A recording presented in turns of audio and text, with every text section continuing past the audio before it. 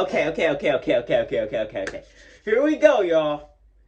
Finally, the trade happened. I told y'all that I was not going to be talking about this Ben Simmons thing unless the motherfucker got traded, and it happened, bro. Woj and Shams just broke the internet. They just nuked fucking Twitter. Like, out of nowhere, they were saying that the Nets and the Philadelphia 76ers are going to come to an agreement today, and it finally happened.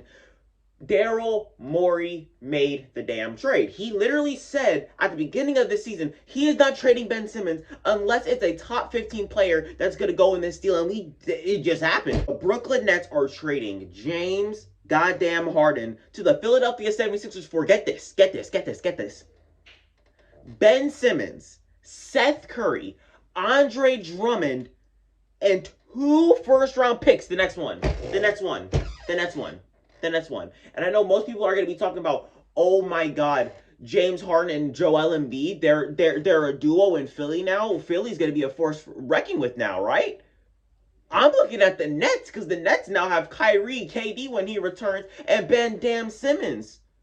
They need defense, they need shooting, and they literally just got Seth Curry, and they kept Patty Mills. That's the biggest thing. They kept Patty Mills in this deal, and I think that's the biggest part about this trade, in my personal opinion, because Patty Mills has been their most consistent player, their best shooter, and that is exactly what they need. And then they bring in Seth Curry? Oh my God, this trade is going to haunt the Philadelphia 76ers, just like it haunted Mark Cuban back down at Dallas, bro.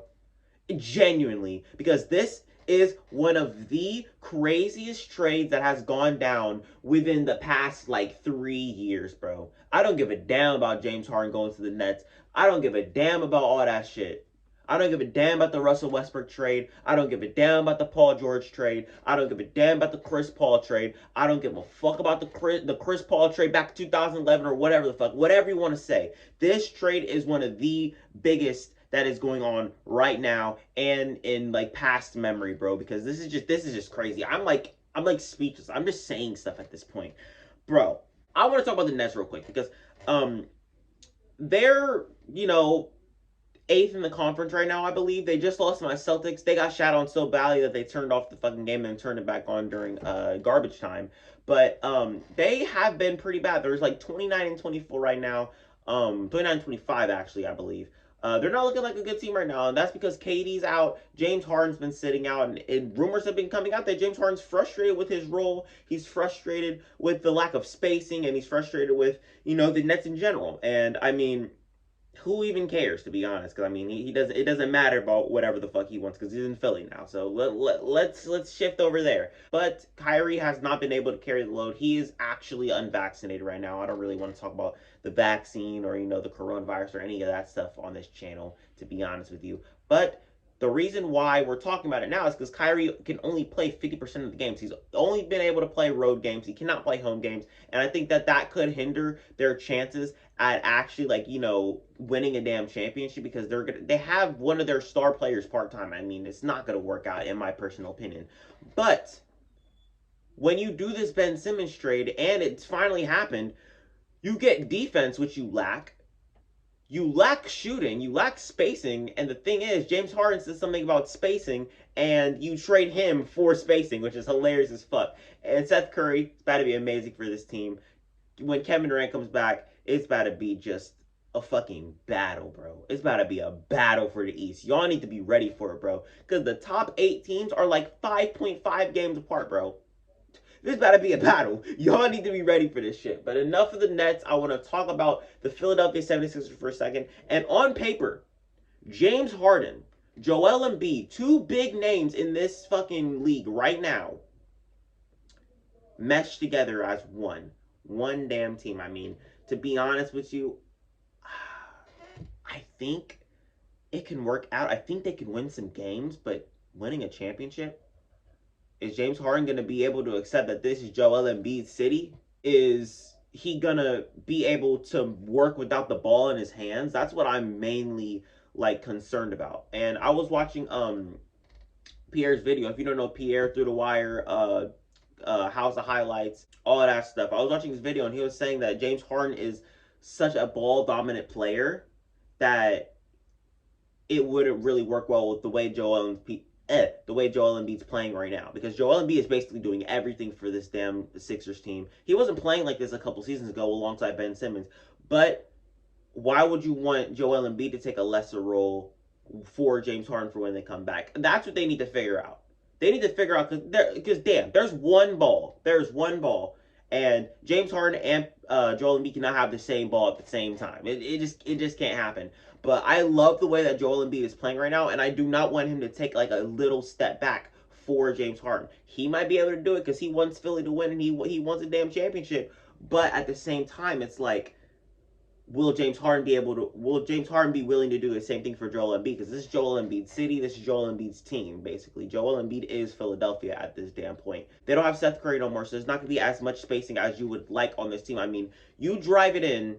I mean, this is James Harden's game. He can't do it. He can't get a step back. He has to go on pick and rolls, and Joel Embiid doesn't really work that well on pick and rolls. As the way he's playing this season, he doesn't really, work that well on pick and rolls, and that's the main point of James Harden's game, basically. And James Harden goes in, kicks it out. Who the fuck are they going to kick it out to? Tobias Harris? Who are they going to kick it out to? Georges Niang? Like, Danny Green?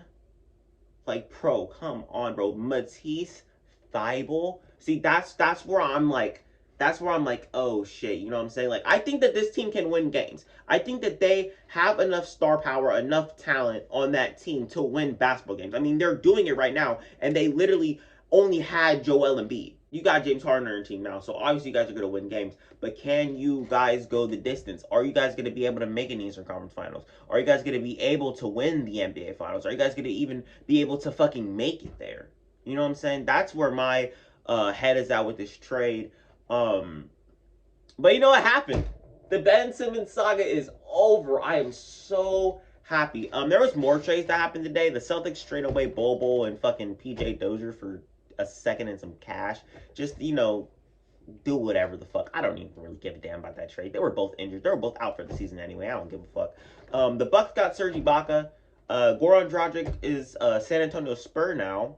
And Thaddeus Young is a Toronto Raptor now. I do like that trade, to be honest. He's only 6'8", but I still like that trade regardless because of his presence in the locker room. You feel me? He was like that with the Chicago Bulls, and I feel like he's going to be like that with the Toronto Raptors.